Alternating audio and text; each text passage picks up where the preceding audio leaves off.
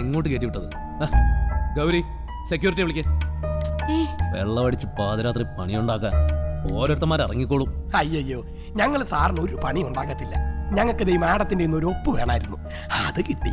സാറിന്റെ ഓട്ടോഗ്രാഫി ഞങ്ങൾക്ക് വേണ്ട സാറേ.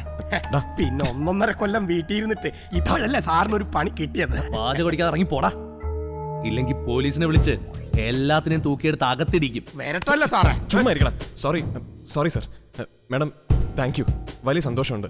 Good night. Good night sir. വാ ഓടാ. സാറിന്റെ ആക്ടിങ് എനിക്ക് ഭയങ്കര ഇഷ്ടമുണ്ടാ, പക്ഷെ കുറച്ചും കൂടി ഒന്ന് ഇമ്പ്രൂവ്മെന്റ് ചെയ്യണം. കുഴപ്പമൊന്നുമില്ലല്ലോ ഗൗരി, അവര് ബുദ്ധിമുട്ടൊന്നും ഉണ്ടാക്കിയില്ലല്ലോ. അയ്യോ ഒന്നുമില്ല പ്രേം, പാവങ്ങളാ. ഒരു ഓട്ടോഗ്രാഫ് ചോദിച്ചു.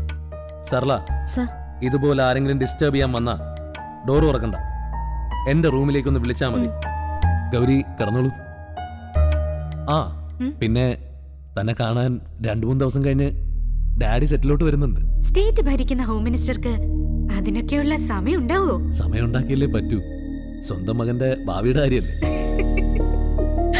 Good night Prem. Good night.